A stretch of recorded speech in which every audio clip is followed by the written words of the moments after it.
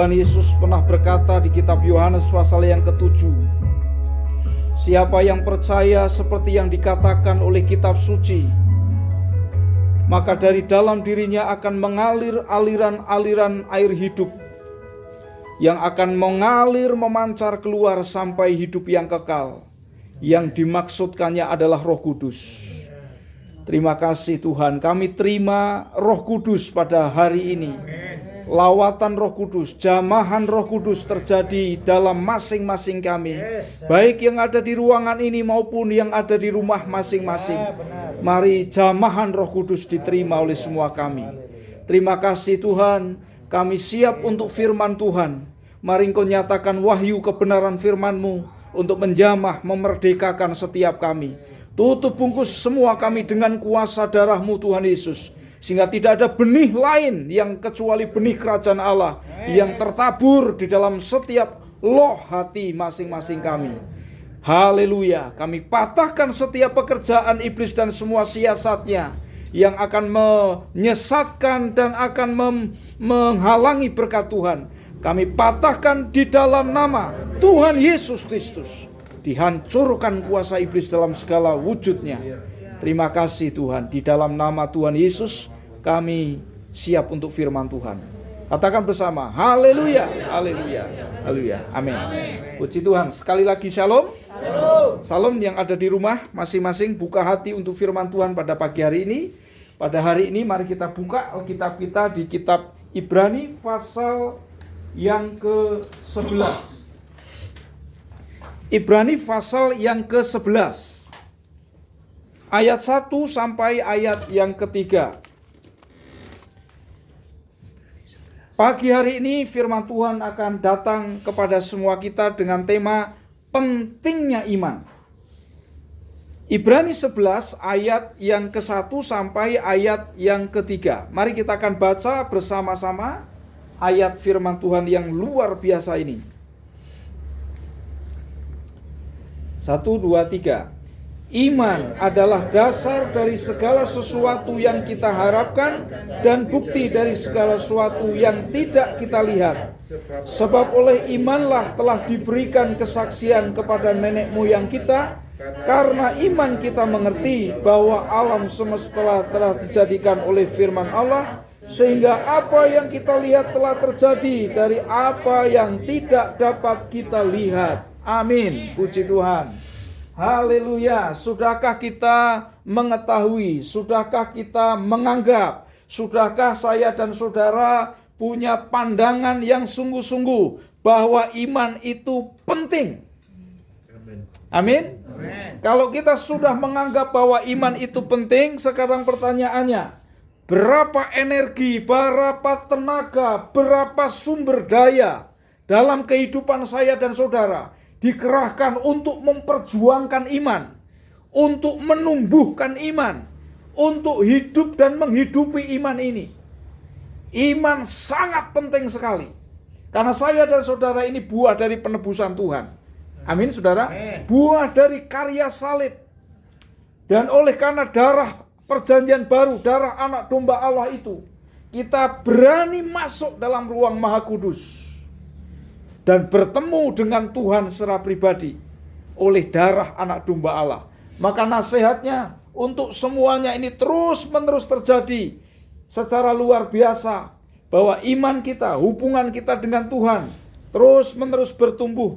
Maka pasal 10 ayat 23 sampai ayat 25 memberi nasihat kepada kita supaya yang pertama, marilah kita teguh berpegang pada pengakuan tentang pengharapan kita, sebab Ia yang menjanjikannya setia. Yang kedua, dan marilah kita saling memperhatikan supaya kita saling mendorong dalam kasih dan dalam pekerjaan baik. Yang ketiga, janganlah kita menjauhkan diri dari pertemuan-pertemuan ibadah kita seperti dibiasakan oleh beberapa orang, tetapi marilah kita saling menasihati dan semakin giat melakukannya menjelang hari Tuhan yang mendekat. Ini Bapak Ibu Saudara, 3 hal ini mari kita lakukan untuk saya dan saudara bertumbuh dalam iman, untuk kita terus kuat di dalam iman, berpegang dalam pengharapan, saling mendorong, saling menopang, dan jangan meninggalkan pertemuan-pertemuan ibadah saya dan saudara. Iman begitu penting. Sebab itu saudara, waktu Tuhan Yesus datang nanti kedua kali, yang ditanyakan berapa anakmu? Bukan. Yang ditanyakan berapa mobilmu? Bukan. Yang ditanyakan berapa jemaat yang kamu pimpin? Bukan. Yang ditanyakan berapa deposito tabunganmu? Bukan. Yang ditanyakan dalam Lukas pasal yang ke berapa? Pasal yang ke 18 ayat yang ke-8. Adakah iman di bumi ini? Adakah kudapati iman di bumi ini? Itu pertanyaan Tuhan Yesus waktu dia datang nanti kedua kali. Haleluya, amin. Iman begitu penting. Di kisah-kisah Injil dikatakan orang sakit datang kepada Tuhan Yesus dengan iman sembuh. Tuhan Yesus berkata, pergi pulang, imanmu menyembuhkanmu. Haleluya, amin. Lalu Alkitab juga mengatakan kamu diselamatkan bukan perbuatan baikmu, tapi iman. Lalu Tuhan Yesus juga berkata, jadilah seperti imanmu. Haleluya. Jadi iman penting sekali. Oleh sebab karena iman itu penting, mari kita sungguh-sungguh hidup di dalam iman. Pertanyaannya sekarang, apa itu iman? Apakah ketika saya dan saudara menginginkan sesuatu, lalu kita berdoa kepada Tuhan, menyampaikan keinginan saya dan saudara, lalu kemudian kita mengatakan, saya beriman bahwa apa yang saya inginkan, yang saya bawa kepada Tuhan, akan saya terima. Apa begitu iman? Atau ketika kita punya cita-cita tertentu, kemudian kita datang kepada Tuhan, berdoa kepada Tuhan, lalu kita berkata kepada diri kita, apa yang saya cita-citakan pasti terjadi. Itulah iman. Apakah begitu? Wow, luar biasa Bapak Ibu. Firman itu diwahyukan. Saya mengalami pewahyuan firman itu sedikit demi sedikit. Saya baru mengerti apa itu iman secara gamblang dan sederhana ketika firman ini diberikan kepada kita. Kita lihat lagi ayat pertama Ibrani 11. Di situ dikatakan apa? Iman adalah dasar dari segala sesuatu yang kita harapkan dan bukti dari segala sesuatu yang tidak kita lihat. Kata iman itu serapan dari bahasa Arab, iman. Bahasa Ibraninya aman. Kata aman ini akar katanya amen. Apa itu amin? Mengatakan iya kepada orang yang berkata-kata kepada kita. Dan kepada orang yang berbuat sesuatu kepada kita.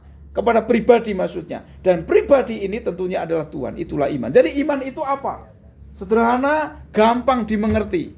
Iman adalah mengiyakan Tuhan dalam perkataan dan perbuatannya bagi kita. Amin. Iman itu. Jadi kalau saya dan saudara tidak mengiyakan Tuhan, tidak beriman. Lalu Ibrani pasal 10, lihat ayat yang ke-35 sampai ayat 39. Di situ dikatakan apa? Saya bacakan. Sebab itu janganlah kamu melepaskan kepercayaanmu, karena besar upah yang menantinya. Sebab kamu memerlukan ketekunan, supaya sesudah kamu melakukan kehendak Allah, kamu memperoleh apa yang dijanjikan itu. Sebab sedikit, bahkan sangat sedikit waktu lagi, dan Ia yang akan datang sudah akan ada, tanpa menangguhkan kedatangannya. Tetapi orangku yang benar akan hidup oleh iman. Haleluya. Amin. Kitab Roma mengatakan orang percaya hidup oleh iman. Orang benar hidup oleh iman. Berarti orang benar hidup oleh iman itu apa? Orang benar hidup karena mengiyakan Tuhan. Apa yang Tuhan katakan, iya, amin Tuhan. Apa yang dikerjakan Tuhan dalam hidup saya dan saudara, berkata, iya Tuhan, amin Tuhan. Tidak ada yang dari Tuhan yang tidak baik. Sempurna adanya yang datang dari Tuhan. Haleluya. Sekarang sudah makin mengerti dan sangat sederhana ya. Dan kita bisa membayangkan apakah yang saya lakukan ini sedang saya beriman? Atau bukan iman yang saya lakukan?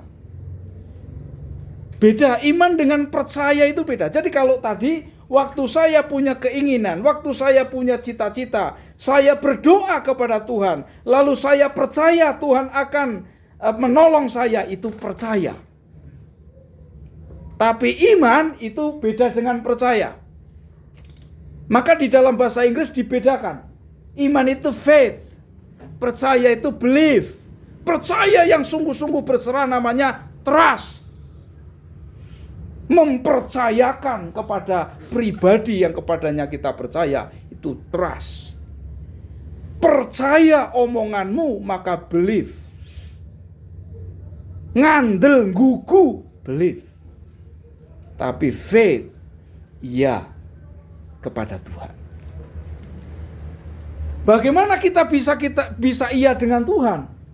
Kitab Roma pasal 10 ayat 17, iman timbul dari pendengaran. Pendengaran akan firman Kristus. Jadi makanya iman datangnya bukan dari mana-mana. Iman itu datangnya dari firman Tuhan. Karena kita mengiyakan Tuhan. Jadi iman tidak datang dari yang lain. Tetapi dari firman Kristus. Dalam bahasa Indonesia sehari-hari mengatakan iman timbul dari pendengaran tentang khotbah Yesus Kristus. Haleluya. Maka kalau saya dan saudara jarang-jarang baca Alkitab, kemungkinan iman datang tipis. Setiap hari baca Alkitab, kemungkinan iman datang besar. Tidak pernah baca Alkitab, tidak punya iman. Beragama mungkin. Anggota gereja mungkin. Beriman tidak. Agama gereja tidak menyelamatkan. Kita diselamatkan karena iman. Haleluya. Amin. Puji Tuhan. Oleh sebab itu mari beriman. Oleh sebab itu sekali lagi iman itu apa? Iman itu mengiyakan Tuhan. Berkata ya, bukan hanya dalam perkataan tapi dalam segala tindakan kita. Dan menerima ya untuk semua pekerjaan Tuhan. Maka Paulus mengatakan, aku beriman, maka aku berkata-kata. Maka kalau saya dan saudara beriman, ada ikatannya. Iman itu aman, dasar katanya amin. Ketika saya dan saudara sudah berkata amin, maka aman. Kalau saya dan saudara berkata amin Tuhan, aman hidup saya dan saudara. Amin. Haleluya. Nah sekarang kita maju. Iman itu penting karena apa? Kita lihat ayat yang ketiga. Ayat yang ketiga dilihat di situ. Karena iman kita mengerti bahwa alam semesta telah dijadikan oleh firman Allah. Firman Allah.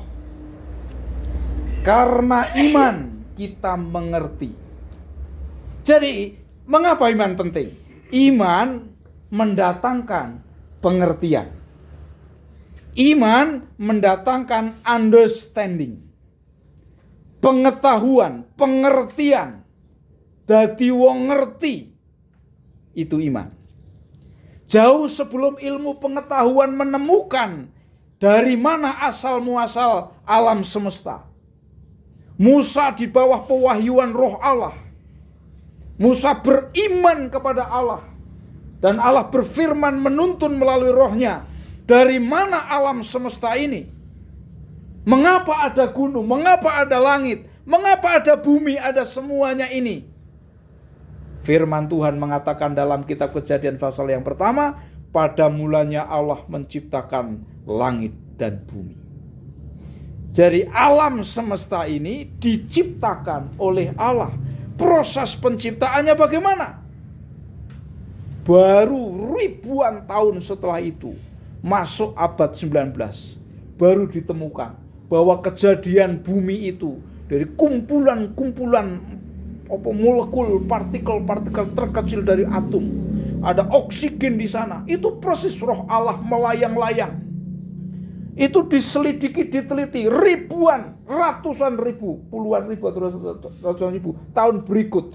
Baru ilmu pengetahuan menemukan bahwa ada pencipta, bahwa ada yang buat. Walaupun ateisme menyangkal bahwa ini adalah Tuhan yang membuat, bahwa bumi itu dari ledakan Big Bang besar dan bukan ciptaan Tuhan, itu terjadi begitu saja. Pertanyaan yang tidak pernah dijawab oleh ateisme adalah siapa yang membuat itu meledak?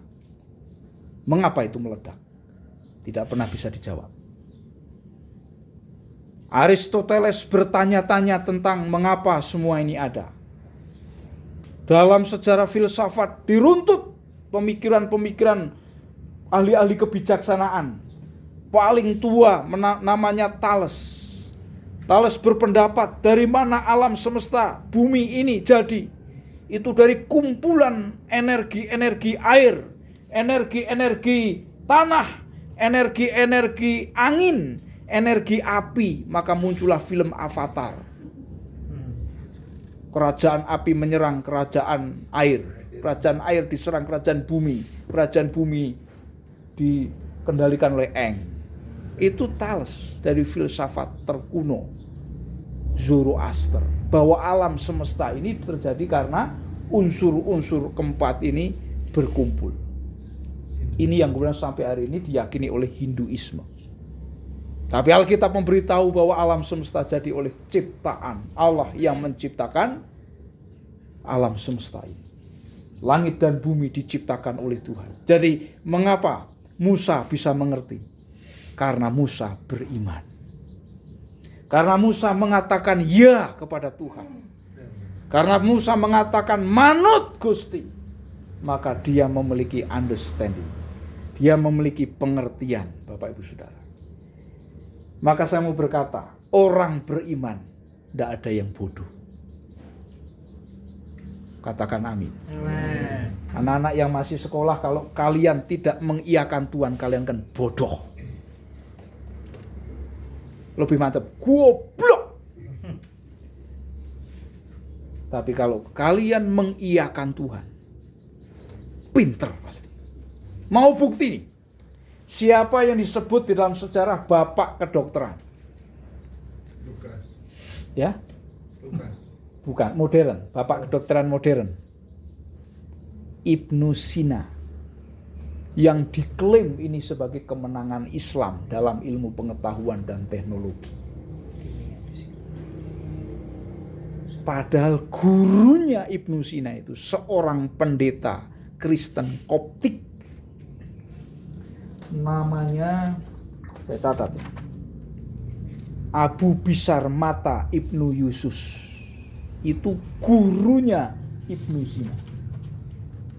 Hanya yang dipopulerkan, yang meledak di dunia adalah Ibnu Sina. Karena Ibnu Sina itu muncul tampil waktu kejayaan Islam di kekhalifahan Turki. Di mana Eropa pada waktu itu karena penyimpangan, Katolik Roma menyimpang banyak, sehingga dihukum sama Tuhan jadi bodoh-bodoh. Haleluya. Amen. Thomas Alva Edison, penemu lampu ya. Ya. Dari mana dia merenungkan bisa muncul lampu? Dia adalah seorang yang injili konservatif. Seorang yang injili konservatif. Semua penemu-penemu itu cinta Alkitab. Inspirasi penelitian mereka dari firman Tuhan. Ada seorang tokoh lagi, saya bacakan ini. Namanya Matthew Fontaine Maury. Dia menemukan pada tahun 1868 ada jalan-jalan di laut. Jadi kapal-kapal laut itu yang penemuan-penemuan modern sekarang, kapal bisa ke Kalimantan, bisa keliling dunia, ada jalannya. Itu yang menemukan Matthew ini. Dia seorang hamba Tuhan, cinta Alkitab, injili konservatif. Dapat dari mana inspirasi pewahyuan itu? Dari Mazmur 77 ayat 20. Karena Alkitab mengatakan bahwa ada jalan-jalan di laut. Lalu dia meneliti, betulkah ini pewahyuan Tuhan? Tuhan yang berkata pasti benar. Lalu dia teliti 1868 ditemukan. Allah ilmu pengetahuan perkapalan pelayaran. Orang yang beriman. Orang yang mengiyakan Tuhan. Jadi pinter-pinter. Siapa? Einstein. Einstein punya guru. Ahli fisika itu punya guru. Seorang hamba Tuhan. Injili. Maka kalau saya dan saudara mengiyakan Tuhan, maka ketika kita berkata amin Tuhan. Ya Tuhan. Saudara dan saya akan memiliki pengertian. Banyak kehidupan ini tidak bisa dijelaskan dengan ilmu pengetahuan. Banyak misteri kejadian-kejadian yang kita alami. Susah, senang, kehilangan, mendapatkan. Tidak bisa dijelaskan.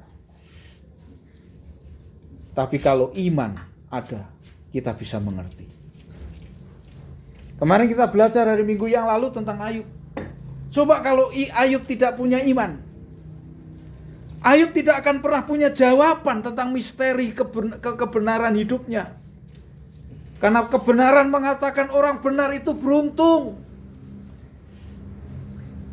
Ajaran-ajaran agama mengatakan orang saleh itu tidak akan celaka. Kok saya celaka? Kok saya kehilangan? Kalau Ayub tidak punya iman, tidak ada jawaban. Hidup memang sulit dan kadang tidak terjawab. Tapi kalau kita punya iman, selalu ada jawaban. Mungkin hari ini belum, tapi waktu-waktu berikutnya kita akan menemukan jawaban. Mengapa begini? Mengapa begitu? Haleluya. Maka berimanlah. Iyakan Tuhan. Amin. Haleluya. Di situ dikatakan sekali lagi. Karena iman kita mengerti bahwa alam semesta telah dijadikan oleh firman Allah. Luar biasa Bapak Ibu Saudara. Lalu yang kedua, mengapa iman itu penting? Iman penting karena iman akan membawa kita melihat apa yang belum kita lihat. Haleluya. Lihat bagian B dari ayat ini. Karena iman kita mengerti bahwa alam semesta telah dijadikan oleh firman Allah. Sehingga apa yang kita lihat telah terjadi dari apa yang tidak dapat kita lihat. Haleluya. Jadi semua yang ada ini terjadi dari apa yang belum kelihatan menjadi kelihatan. Dan itu terjadi karena iman yang akan memungkinkan dan membuat itu semua. Haleluya. Jadi alam semesta ini sudah ada belum? Sudah ada. Di dalam apa? Di dalam hati Allah. Belum kelihatan. Lalu oleh karena firman Allah berfirman, maka kemudian apa yang kita lihat datang dari apa yang tidak bisa dilihat. Jadi sekali lagi Bapak Ibu Saudara, iman akan membawa saya dan saudara melihat apa yang belum kelihatan menjadi kelihatan. Maka kalau saya dan saudara mengiyakan Tuhan, Tuhan akan berikan visi, Tuhan akan berikan mimpi, Tuhan akan berikan cita-cita, Tuhan akan berikan tujuan di situ.